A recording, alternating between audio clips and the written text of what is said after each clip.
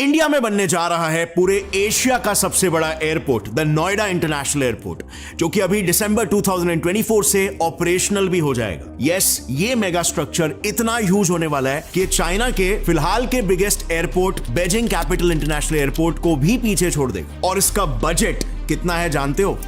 A whopping 30,000 crores। Asia का biggest और world का 4th लार्जेस्ट ये एयरपोर्ट इंडिया के कोई मेट्रोपॉलिटन सिटी में नहीं, बल्कि जेवर नाम के एक छोटे से गांव में बन रहा है।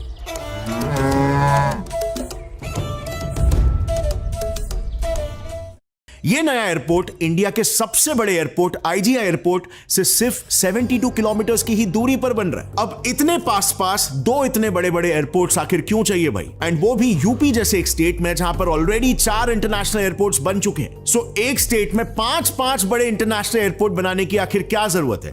दैट टू 30,000 करोड़ रुपीस खर्च करके।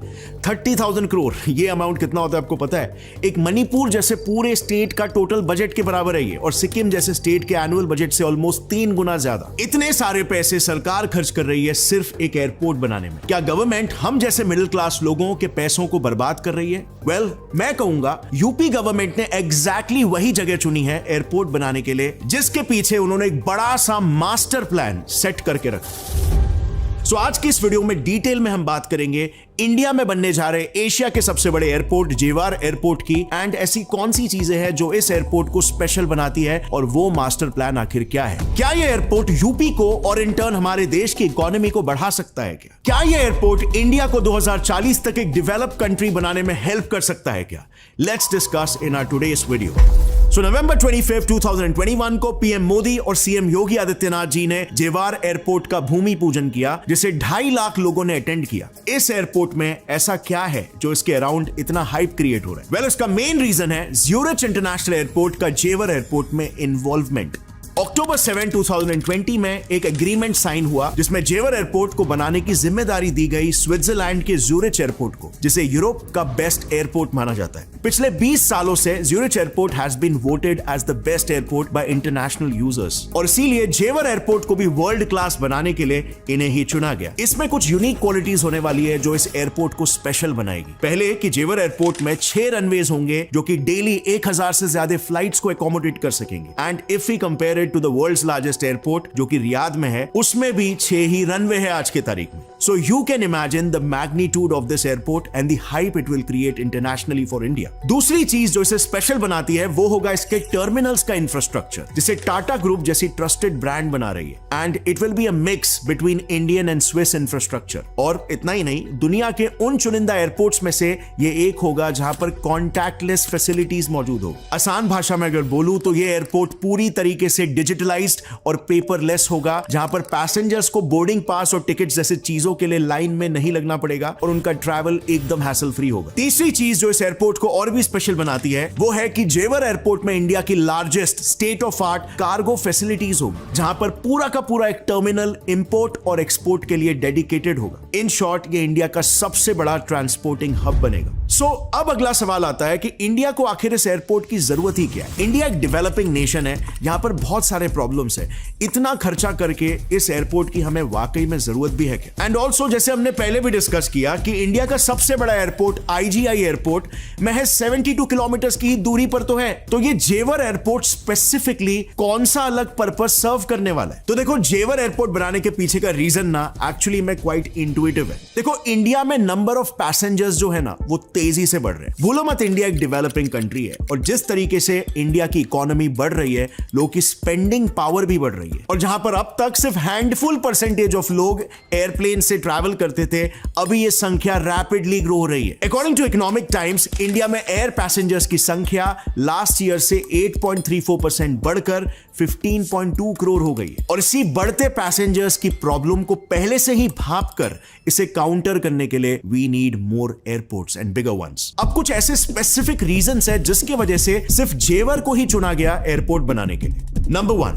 Decongestion of IGI airport. पहला और मेन रीजन है आईजीआई एयरपोर्ट का लोड कम करना। 6 घंटे से मेरे 2 बच्चे बैठे हैं।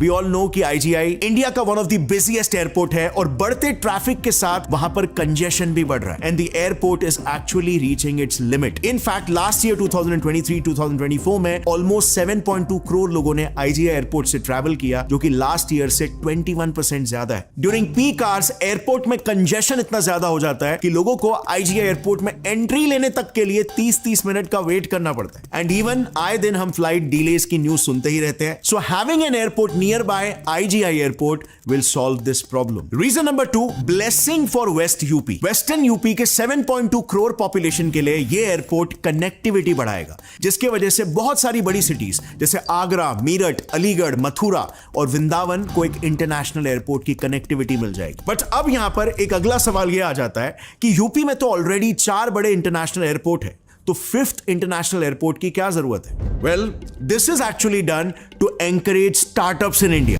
अब बात करते हैं स्ट्रेट फॉरवर्ड मुद्दे की। इस एयरपोर्ट के आने से इंडिया और इंडियंस को बेनिफिट क्या मिलेगा आखिर? So number 1, employment generation. देखो अभी रिसेंटली हुए इलेक्शंस में हम सभी ने देखा कि यूपी में बीजेपी के इतने पुअर परफॉर्मेंस के पीछे एक मेजर रीजन था वहां की अनएम्प्लॉयमेंट, और उसी के तरफ एक सोल्यूशन है ये Jewar airport. According to former civil minister Jyotiraditya Scindia, Jewar airport की वजह से 1 लाख जॉब्स क्रिएट होंगे, जो कि डेफिनेटली आसपास के यूथ के लिए एक ब्लेसिंग साबित होगा। In terms of just employment, we're going to be looking at over 1 lakh people employed in this particular airport, the Noida International Airport at Jewar. Secondly, it will attract a lot of industries to UP.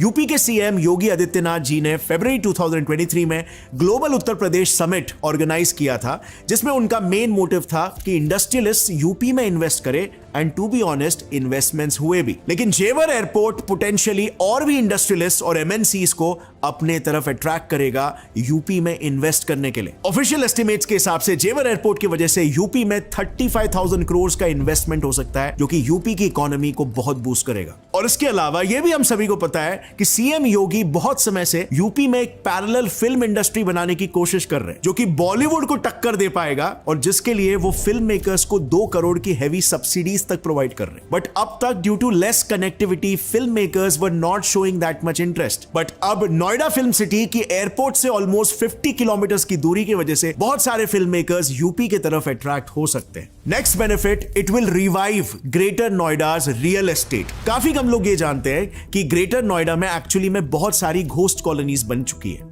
अब ghost colonies का मतलब होता है basically builders ने new flats तो बना लिए, लेकिन वो खाली पड़े हुए हैं क्योंकि ग्रेटर नोएडा हमेशा से सेपरेटेड सा था बाकी के एनसीआर रीजन से, जिसके वजह से वहां पर amenities like malls and hotels की काफी कमी थी। लेकिन एयरपोर्ट के आ जाने से ग्रेटर नोएडा का रियल एस्टेट रिवाइव हो जाएगा, और इसके साथ ही आसपास के एरियाज में भी रियल एस्टेट में बहुत सारे इन्वेस्टमेंट्स होने लगेंगे। और इसका असर एक्चुअली में अभी भी देखा जा सकता है कि एयरपोर्ट के अनाउंसमेंट भर से ही आसपास के एरियाज, स्पेसिफिकली नोएडा सेक्टर 28 में होटल बनाने के लिए बिल्डर्स में कंपटीशन स्टार्ट हो गए। Benefit number 4, railway and metro infrastructure. Another positive development जो जेवर एयरपोर्ट की वजह से होगा कि it will bring new railway and metro infrastructure. NIAL यानी नोएडा इंटरनेशनल एयरपोर्ट लिमिटेड जेवर एयरपोर्ट को एनसीआर की सिटीज से जोड़ने के लिए 61 किलोमीटर लंबी एक रेलवे स्ट्रेच बना रही है, जो कि बुलंदशहर के चोला स्टेशन से शुरू होकर हरियाणा की रुंडी स्टेशन के दिल्ली मुंबई लाइन में कनेक्ट होगा। इतना ही नहीं, गाजियाबाद से एयरपोर्ट तक एक 25 स्टेशन का मेट्रो स्ट्रेच भी बनाया जा रहा है that will connect the surrounding cities to the airport.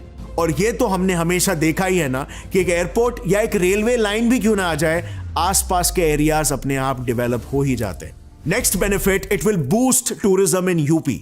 हमने अक्सर सुना है कि अयोध्या में श्री राम और मथुरा वृंदावन में कृष्ण भगवान विराजते हैं। सो टूरिज्म के लिए भी अपनी लोकेशन की वजह से अयोध्या एयरपोर्ट की ही तरह जेवर एयरपोर्ट मथुरा वृंदावन को पूरे भारत से कनेक्ट कर देगा, जो कि जेवर एयरपोर्ट से सिर्फ 1 घंटे की ही दूरी पर होगा, जिसके वजह से यूपी में रिलीजियस टूरिज्म बहुत बढ़ेगा। मथुरा वृंदावन के साथ साथ जेवर एयरपोर्ट 7 वंडर्स में से ताजमहल को भी पूरी दुनिया से कनेक्ट कर देगा, making tourism more accessible even in Agra. So definitely ये सारे एक्सपेक्टेशंस है जेवर एयरपोर्ट से। लेकिन क्या आपको लगता है कि ये एयरपोर्ट इंडिया में इतना इकोनॉमिक डेवलपमेंट ला सकता है। अगर स्ट्रिक्टली हम फाइनेंसेस और रिटर्न ऑन इन्वेस्टमेंट की बात करें, क्या spending 30,000 crore on this airport is worth it? और अगर ये एयरपोर्ट रिटर्न ऑन इन्वेस्टमेंट लाएगा तो आखिर कितना समय लगेगा? 5 साल, 10 साल, 15 साल या 25 साल? अगर ये वीडियो का क्लिप आपको पसंद आया तो पूरी वीडियो चेक करना मत भूलना, लिंक नीचे डिस्क्रिप्शन में है।